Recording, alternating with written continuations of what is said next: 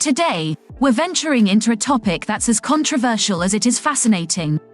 The problems associated with fiat currencies, the type of money that most of us use every day, are not backed by physical commodities like gold or silver. This lack of tangible backing can lead to a host of issues, some of which have been responsible for economic meltdowns and financial crises around the world. Fiat currency is a type of money that is issued by a country's government. It's not backed by a physical commodity like gold or silver. Instead, the value of fiat money is derived from the trust and confidence people have in the government that issues it. In short, it's worth something because we believe it's worth something. Now let's delve a little deeper.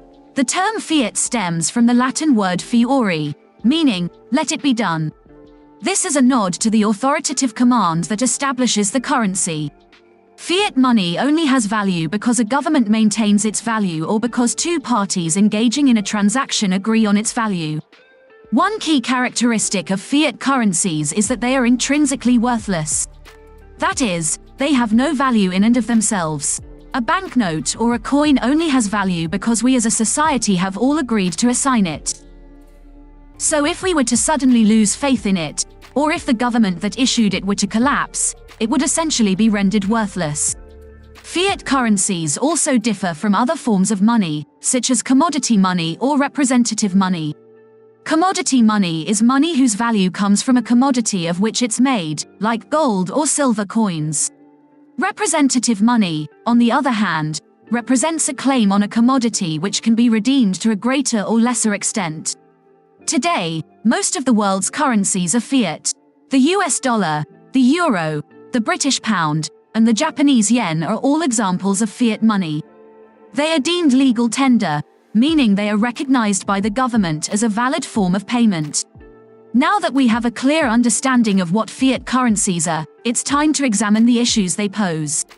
One of the most significant problems associated with fiat currencies is inflation. So let's talk about inflation in simple terms. Inflation is the rate at which the general level of prices for goods and services is rising. As inflation increases, every dollar you hold buys a smaller percentage of a good or service.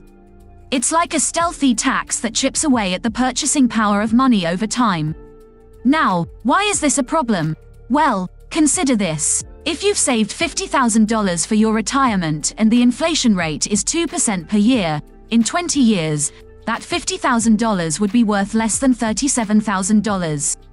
That's a significant reduction in your purchasing power. But wait, it gets worse. Sometimes countries experience hyperinflation. Hyperinflation is inflation gone wild, with prices increasing at an extremely high and typically accelerating rate. Take Zimbabwe, for instance. In the late 2000s, Zimbabwe experienced one of the worst cases of hyperinflation in history. At its peak, Zimbabwe's inflation rate reached an almost incomprehensible 89.7 sextillion% per month. That's a lot of zeros. By the time the government abandoned the Zimbabwean dollar in 2009, the country was virtually bankrupt and its people were reduced to bartering for goods and services. Then there's Venezuela. The country's economy has been in a tailspin for years, with hyperinflation reaching an astounding 1,000,000% in 2018. The result has been widespread poverty and economic instability.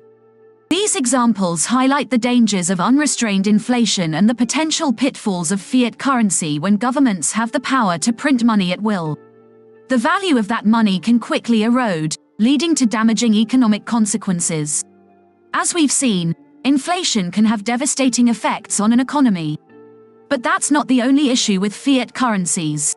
Fiat currencies also contribute to debt accumulation and economic instability. This is a statement that may sound heavy, but it's crucial to understand when discussing the problems associated with fiat currency. Let's unravel this a bit, shall we? When a government cannot cover its expenses through taxes alone, it borrows money. This is done by issuing bonds, which are essentially IOUs with a promise to repay the money with interest.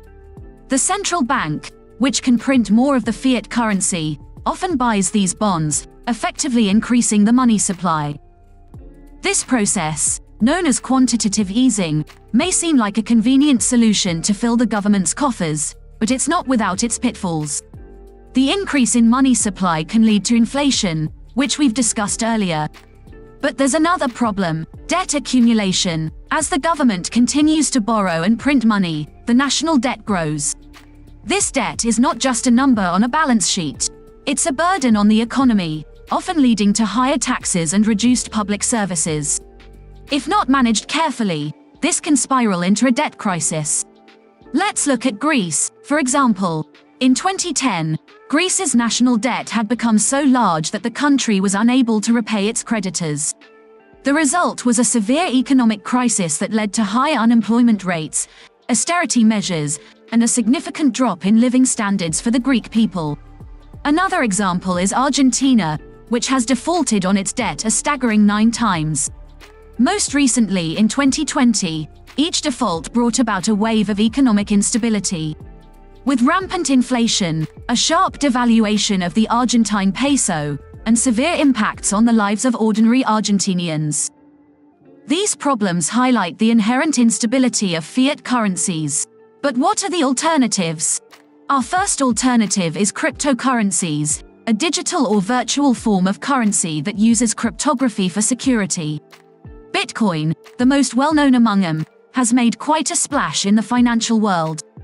It offers the potential for decentralization, removing the control of governments and financial institutes, since this can make transactions faster, cheaper, and more secure.